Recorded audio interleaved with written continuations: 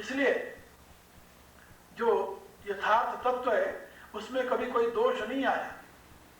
अवस्था विशेष में परिवर्तन ये स्वाभाविक है, और वो तो आप लोग देख ही रहे हो, रोज परिवर्तन हो रहा है, प्रतिपल परिवर्तन हो रहा है।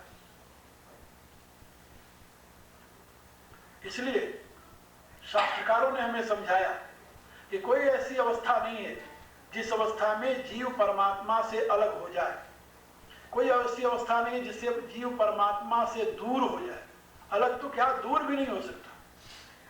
कोई ऐसी स्थिति नहीं है जब जीव परमात्मा से यानी किसी भी अवस्था में, किसी भी स्थिति में, किसी भी काल में, किसी भी परिस्थिति में भिन्न हो जाए। ऐसा नहीं, हर एक स्थिति में, हर एक काल में, हर एक परिस्थिति में तुम परमात्मा में हो, परमात्मा से हो, परमात्मा की महिमा को प्रकट करने के लिए हो।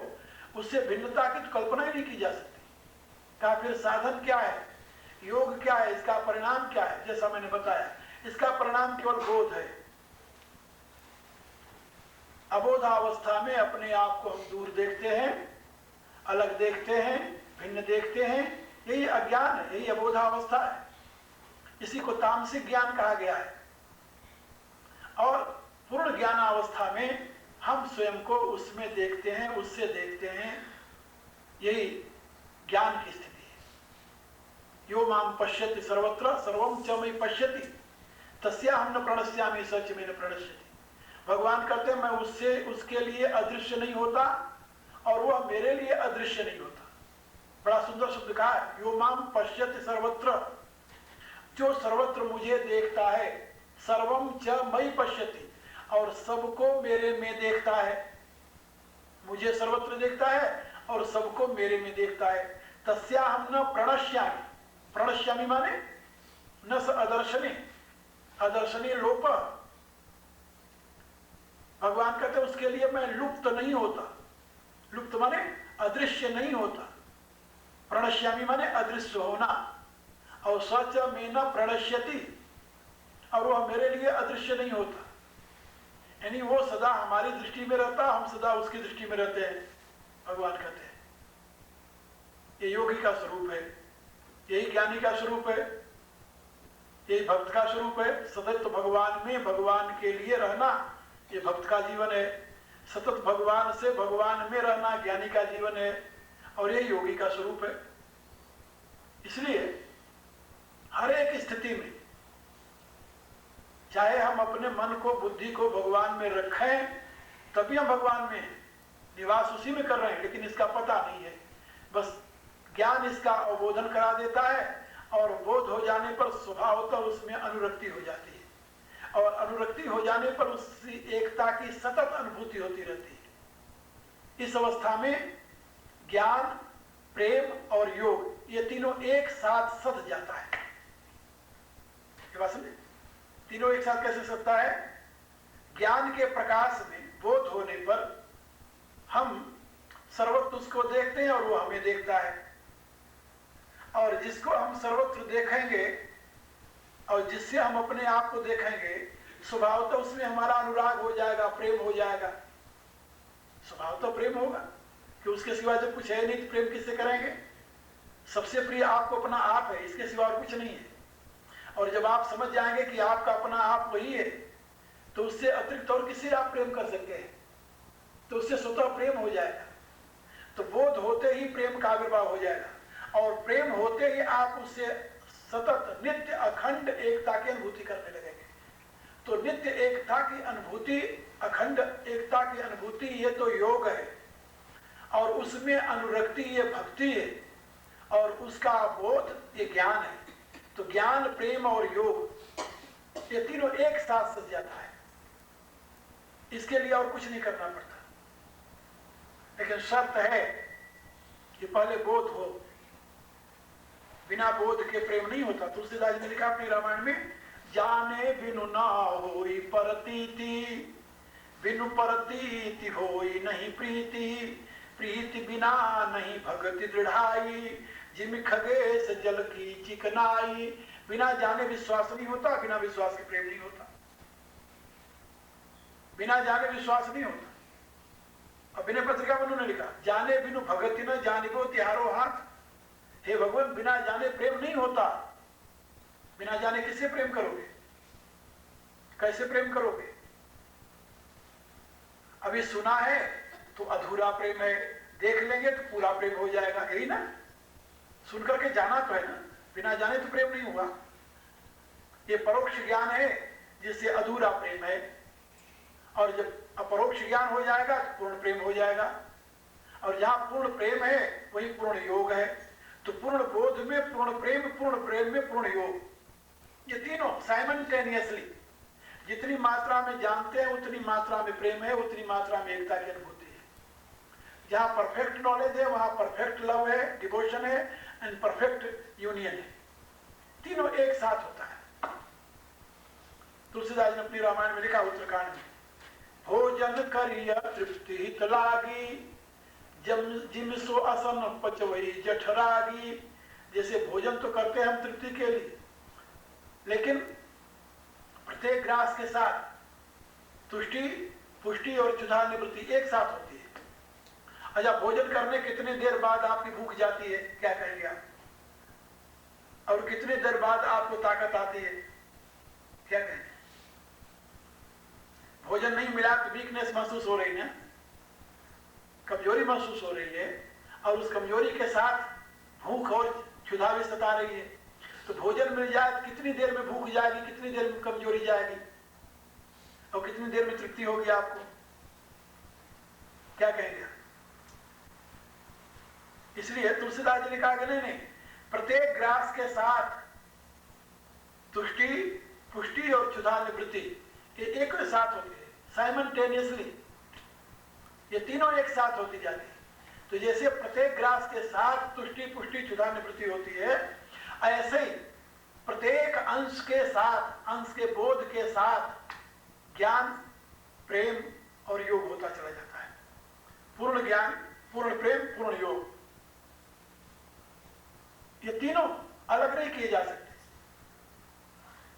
इसलिए जो साधना हम करते हैं ना, हम तो ज्ञान मार्गी हैं, हम तो भक्ति मार्गी हैं, हम तो योग मार्गी हैं, ये भ्रांतियां हैं, कोई अलग हो ही नहीं सकता। इसीलिए गीता में आप देखेंगे ना, हर एक बात के साथ ये तीनों लगा हुआ है। ब्रह्म विद्यायाम योग शास्त्रे, उपनिषत्सु ब्रह्म विद्यायाम योग शास्त्रे, ये तीन बातें एक साथ आई गीता। कोई भी गीता का ऐसा अध्याय नहीं जो योग से संबंधित न हो, जो ज्ञान से संबंधित न हो, जो प्रेम से संबंधित न हो। सर्वत्र भगवान ने यही एक वैशिष्ट रहा है गीता का, और यही वैशिष्ट आपको रामायण में मिलेगी। हर एक ग्रंथ अपने में जो यूनिकनेस अंग्रेजी में कहते हैं, एक वैशिष्ट रखता है। उसमें गीता का वैशिष्ट यही है कि जो भिन्न भिन्न स्तर की मान्यताएं थी उनको सब इकट्ठा कर दिया और यथार्थ का अवबोधन करा दिया। और रामचरितमानस में इसी बात को गोस्वामी जी ने बड़े सरल शब्दों में लोगों को समझाया। रामायण और गीता, इसीलिए इस समय भारत में हिंदू धर्म को समझने और प्रचारित और प्रसारित करने के लिए दो ही अवलंबन है, गीता और रामायण। कृष्ण का समग्र ज्ञान गीता में है, राम का समग्र आदर्श रामायण में। ज्ञान और आदर्श, मनुष्य को यही दो चाहिए। प्रेम तो स्वतः हो जाएगा, जहां ज्ञान होगा वहां प्रेम हो जाएगा, जहां आदर्श हो जाएगा वहां निष्ठा हो जाएगी, अपने आप हो जाएगी। और जहां प्रेम हुआ वहां एकता अपने आप हो जाएगी। इसलिए हमारे यहाँ इस समय गीता और रामायण की बड़ी महिमा है। भारत के किसी भी कोने में आप चले जाइए, जहां भी कहीं धर्म की चर्चा होगी, या तो गीता से होगी या रामायण से होगी। भागवत आदि जो ग्रंथ हैं ये सब उसी के अंदर समाहित है। गीता की व्याख्या, हमारे यहाँ एक आचार्य हुए हैं जिनका नाम था स्वामी वल्लभाचार्य। तो वल्लभाचार्य जी ने कहा कि श्रीमद् भागवत और कुछ नहीं, गीता की कमेंट्री है। गीता का क्रियात्मक रूप जो है वो श्रीमद् भागवत है और कुछ नहीं। तो उन्होंने गीता पर नहीं, भागवत पर ही भाष्य लिख दिया। तो उन्होंने कहा गीता की कमेंट्री भागवत है, इसलिए भागवत की भाष्य लिख रहा हूं। तो मैं आप लोगों को ये बता रहा था कि ये जीवन की पूर्णता के लिए दोनों परमोपयोगी है, गीता और रामायण। रामायण में आपको प्रैक्टिकल जीवन देखने को मिलेगा और गीता में उसकी थ्योरी, जो थ्योरिटिकल रूप में गीता में समझाई गई है, प्रैक्टिकल रूप में आप किसी भी रामायण के पात्र में वो देख सकते हो। इसलिए गीता में भिन्न भिन्न साधनाएं बताई गई, ज्ञान योग, ध्यान योग, सांख्य योग, विभिन्न प्रकार के योग गीता में समझाए गए और उनके अनुसार ही रामायण में आपको पात्र मिल जाएंगे। आपको भिन्न भिन्न प्रकार की अवस्था में रहने वाले पात्र रामायण में मिलेंगे और सभी पात्र का लक्ष्य एक है। जैसे कल मैंने बताया था ना कि विचार की भिन्नता हो लेकिन लक्ष्य की एकता हो, तो वहां पर हृदय अपने आप एक दूसरे से बंधा हुआ होता है। रामायण में आपको यही मिलेगा। और गीता में आप देखें, एक बौद्ध धर्मानुयायी सज्जन गीता पढ़े तो उन्होंने गीता पर एक कमेंट्री लिखी, उनका नाम था भदंत कौशल्याएं। तो हजरत ने गीता पर एक कमेंट्री लिखी और कमेंट्री के प्रारंभ में उन्होंने लिखा कि गीता जो है ये भानुमति का पिटारा है और इसमें कोई एक सिद्धांत है ही नहीं। उनको यही समझ में नहीं आया कि गीता क्या सिखाना चाहती है। तो उन्होंने कहा कि इसमें कोई एक सिद्धांत निश्चित है ही नहीं, कभी कृष्ण ये कहते हैं, कभी कृष्ण ये कहते हैं, कभी कृष्ण ये कहते हैं, इसलिए ये डिस्टर्ब माइंड की बात है। तो उसके यही समझ में आया कि गीता एक अस्थिर बुद्धि वाले व्यक्ति की यानी व्याख्या है, जबकि गीता का पहला यानी दूसरा अध्याय जहां से गीता प्रारंभ होती है वहां सबसे पहले भगवान ने स्थित प्रज्ञता की बात कही है और उन्होंने समझाया कि जब तक तुम्हारी बुद्धि स्थिर नहीं होगी तब तक तुम कुछ समझ ही नहीं सकते। लेकिन उस महापुरुष को यही लगा कि गीता अस्थिर बुद्धि वाले की व्याख्या है, इसलिए कोई एक सिद्धांत इसमें नहीं है। तो उनकी कमेंट्री हमें, मैं उन दिनों यहाँ था, क्या बोलते हैं, नागपुर में उनका आश्रम है, तो हमें मिली पढ़ने को। तो हमने कहा जरा इस महापुरुष के हम दर्शन भी कर लें।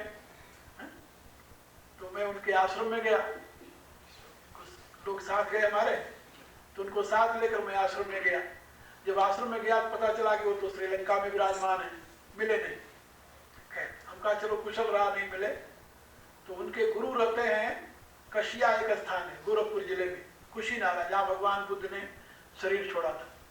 तो हमने पता किया, हम कहा कि इन हजरत के गुरु जी हैं कि नहीं है? बोले हैं। वो कहाँ रहते हैं? कहा वो कशिया रहते हैं, कुशीनारा में। हम कहा तो मैं उन श्रीमान से पहले मिलूं चलकर। तो मैं वहाँ गया कुशीनारा मिलने के लिए। उसके विषय में एक मेरे शिष्य ने काफी उस समय की चर्चा लिखी थी, पत्र काम से आता तो वो साथ था उन दिनों में। तो उनसे मैंने पूछा जब इस विषय में, तो उन्होंने कहा कि बात यह है, मैंने उनसे पूछा, हम कहा कि कभी आप लोगों ने गीता पढ़ी भी है कि अपने आप जो दिमाग में आता वही लिख देते हो, कर देते हो? तो उन्होंने कहा कि सही बात यह है कि हमें संस्कृत का पता नहीं, हम तो पाली भाषा जानते हैं। हम कहा भले आदमी, जब संस्कृत का पता नहीं तुम्हें एक ऐसे साहस किया लिखने के लिए कि गीता भानुपति का पिटारा, इसमें कोई सिद्धांत नहीं है। इसलिए कि भारत स्वतंत्र है, यहाँ चाहे जो कुछ लिख दे और चाहे जो कुछ कह दे।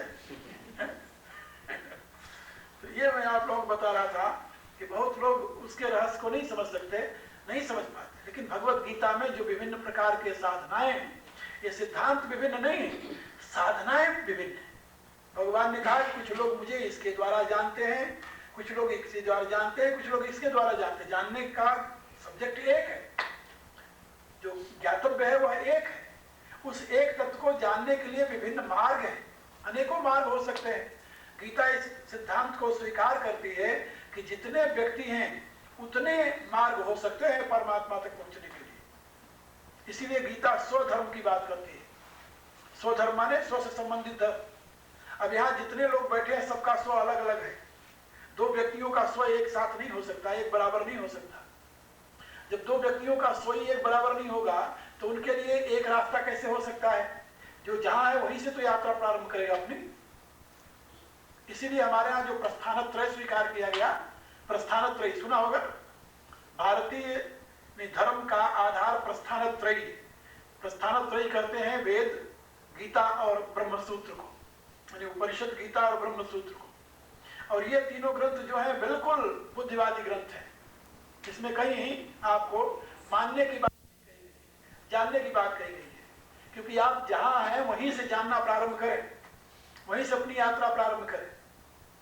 हर एक व्यक्ति where there he is, he can start his journey from that place. वो दूसरे का स्तर से स्टार्ट कर ही नहीं सकता। जहां वह वहीं से चलेगा तो दूसरे स्तर से कहां से चलेगा। इसलिए गीता, उपनिषद और ब्रह्म सूत्र, दीस प्रस्थान त्रयी, ये मोक्ष की तरफ प्रस्थान, ये तीन आधार हैं उसके। क्योंकि मनुष्य तीन के सहारे चलता है, जैसे मैंने अभी बताया था आपको, ज्ञान हो, प्रेम हो और क्रिया हो, यानी योग हो। ये तीनों के सहारे आदमी चलता है। जहां ज्ञान है वहीं प्रेम है, जहां प्रेम है वहां पूरा योग है। इसके सिवा और कुछ है नहीं। तो जीवन की सिद्धि के लिए, जीवन की सार्थकता के लिए ये तीनों एस्पेक्ट हैं, और इन्हीं तीनों की व्याख्या ये प्रस्थानत्रयी करती है। और जो जहां पर है वहीं से इन तीनों की साधना कर सकता है। ये नहीं कि वो मेरे स्तर पर आवे तब यहां से पहले चले, ऐसा नहीं है। इसलिए सनातन धर्म में कोई ऐसी विधि नहीं बताई गई कि तुम यही रास्ता पकड़ो तब भी पहुंच पाओगे, नहीं। वहां एक डिसाइडेड रास्ता नहीं है। वहां रास्ता जहां तुम हो वहीं से चलो, तुम्हारे लिए वही स्वधर्म। इसलिए स्वधर्मो निधनम श्रेय, स्वधर्मे निधनम श्रेय पर धर्मो भया, ऐसा भगवान ने कहा। जहां तुम हो वहीं से अपनी यात्रा प्रारंभ करो, और जहां से जो है वहीं से अपनी यात्रा प्रारंभ करेगा तभी वो पहुंचेगा। पहुंचना लक्ष्य एक है। अन्य सांख्येन योगेन कर्म योगेन चा परे, भगवान ने कहा कुछ सांख्य के द्वारा, कुछ योग के द्वारा, कुछ कर्म के द्वारा। अनेक प्रकार से मेरे तक पहुंचने के रास्ते हैं। किसी भी रास्ते से तुम चलो, मेरे तक पहुंचो। जानना मुझे जानना ही है। जानने से स्वतः, जैसे मैंने बताया, प्रेम हो जाएगा और स्वतः एकता हो जाएगी। तो अद्वैत की अनुभूति, अभिन्नत्व की अनुभूति, और उसके साथ यानी अनन्य अनुरक्ति। अद्वैत की अनुभूति, अनन्य अनुरक्ति, ये दोनों किस पर डिपेंड करता है? जानने पर, देखने पर। और इसी जानने के लिए हमारे प्रस्थानत्रय की व्यवस्था है। तो इससे आप लोग समझ गए होंगे कि जो हमारे यहाँ हिंदू धर्म व सनातन धर्म में इतनी स्वतंत्रता है, वो इसीलिए। और आप कल्पना करें, जितने संत महापुरुष या योगी और सिद्ध ऋषि आपको सनातन धर्म मिलेंगे, उतना अन्यत्र नहीं मिलेंगे। क्यों नहीं मिलेंगे जानते हो? इसलिए इसमें मानने के लिए नहीं, जानने के लिए संकेत किया गया। You must realise that truth, don't believe in that but realise that. उसको तुम जानो, उसमें विश्वास मत करो। केवल विश्वास से काम नहीं बनेगा, जानो उसे। इसलिए उपनिषद का संदेश है, श्रोत्रव्यम मनतव्यम निधिध्यास्तव्यम च। उसको सुनो, उसको मनन करो, उसको देखो। इसीलिए परोक्षानुभूति और अपरोक्षानुभूति, परोक्ष ज्ञान और अपरोक्ष ज्ञान, श्रुत ज्ञान और प्रत्यक्ष ज्ञान, ये दो प्रकार के ज्ञान की हमारे यहाँ व्यवस्था की गई। एक में सुन करके और दूसरे में उसको देखने की कोशिश करो। यदि सुन करके तुम वहीं रह गए तो तुम्हारा धर्म स्मार्त धर्म हो जाएगा, श्रौत धर्म नहीं होगा। धर्म के दो भेद हमारे यहाँ बताए गए, श्रौत धर्म और स्मार्त धर्म। सुन करके याद किया है, उसके अनुसार जीवन बिता रहे हो, ये स्मार्त धर्म है। स्मार्त धर्म जो है ये साधन है, साध्य नहीं है। साध्य क्या है? श्रौत धर्म। श्रौत धर्म माने जहां सुन करके अनुभव किया है।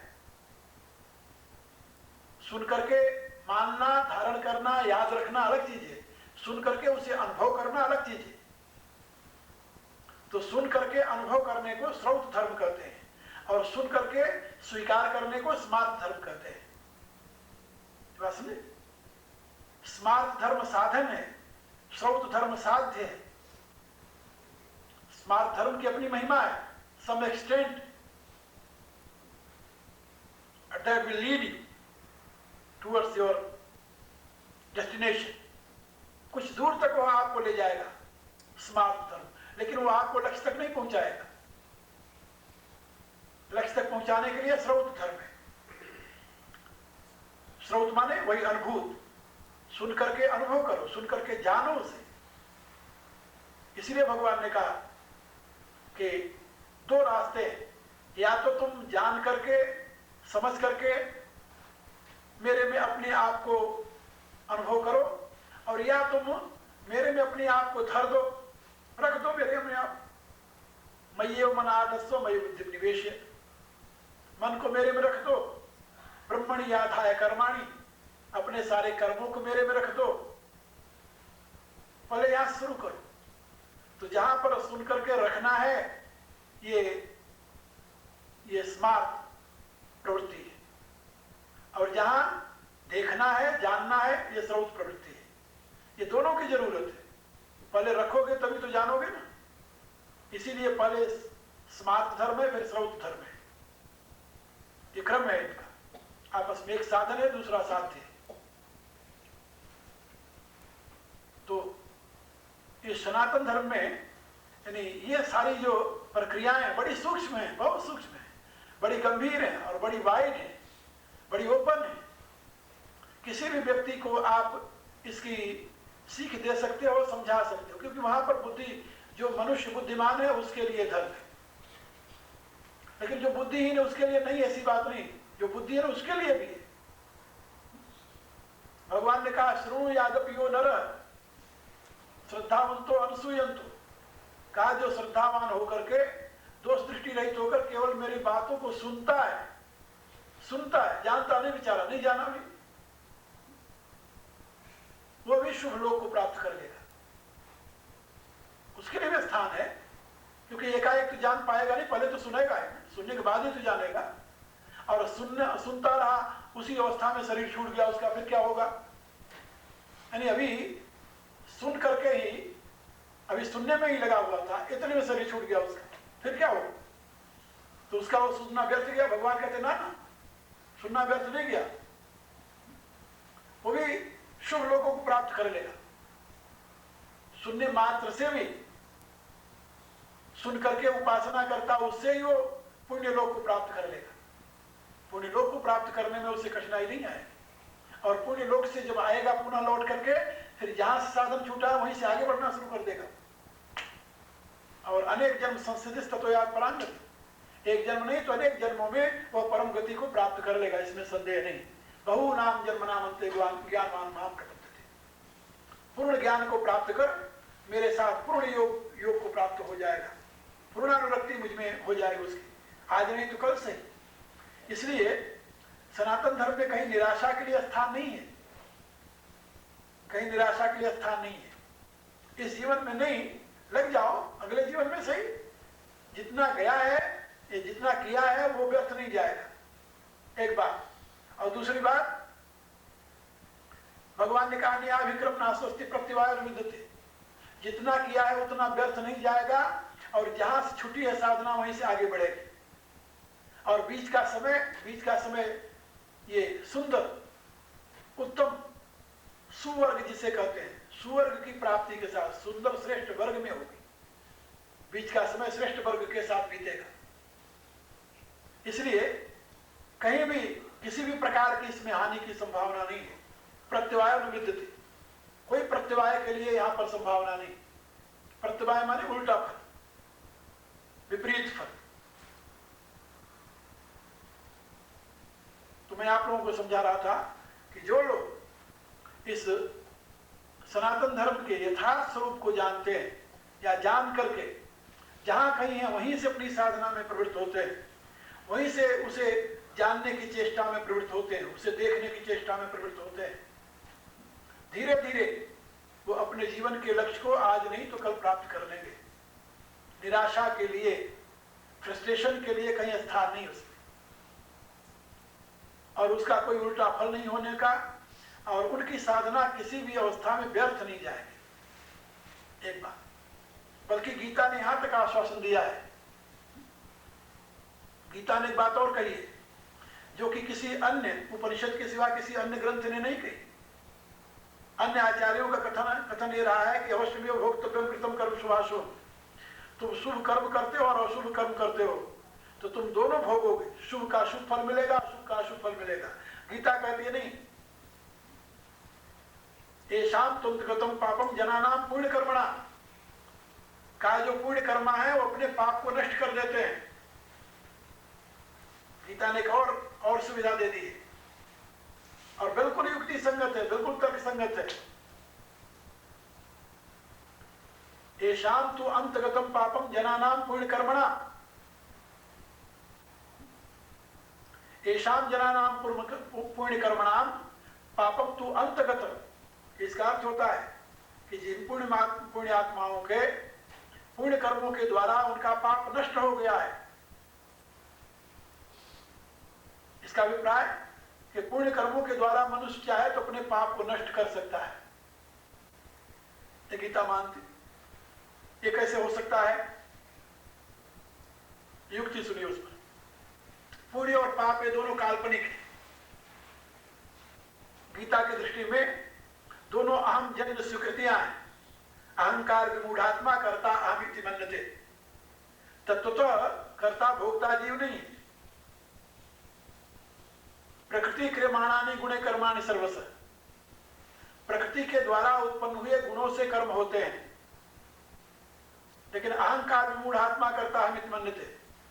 लेकिन ये मूर्ख आत्मा, विमूढ़ आत्मा, विमोहित हुआ आत्मा अपने आप को कर्ता मान लेता है। कर्ता वो है नहीं। इसलिए कर्म किसमें है? चित्त में। कर्म के संस्कार किसमें है? चित्त में, प्रकृति में है ना। प्रकृति का फर्स्ट मैनिफेस्टेड फॉर्म चित्त। तो चित्त में सारे संस्कार होते हैं। अब चित्त में संस्कार जो है वो अहम कृति के रूप में है। तो अहम कृति के रूप में होने के नाते अहम को यदि आपने दूषित कर्मों में लगाया तो हम पापी, ऐसा आप सोचते हैं। और यदि वही सुकृत कर्मों में लग गया तो क्या हो जाएगा? अहम पुण्यात्मा। अहम ही दूषित हुआ था ना। पाप कर्मों से अहम दूषित हो गया था, पुण्य कर्मों से अहम शुद्ध हो गया। कर्म न तो वहां पाप बैठा हुआ न पुण्य बैठा हुआ है। कर्म तो कुछ नहीं बैठा हुआ, कर्म तो प्रकृति में है। कार्यकरण कर्तृत्व हेतु प्रकृति रुचते, पुरुष सुख दुखानाम भोक्तृत्व हेतु रुचते। कर्म चेतन में नहीं, चेतन में नहीं है, कर्म प्रकृति में है। कर्म का आधार प्रकृति है। प्रकृति क्रियमाणान गुणे कर्माण सर्वस। सारे कर्म जो है गुण में है, प्रकृति में है, चेतन में नहीं है। लेकिन अहम से दुष्कर्म को स्वीकार किया है और अहम से ही सुकर्म को स्वीकार कर लिया। इसीलिए भगवान ने कहा कि वो स्वीकृति है।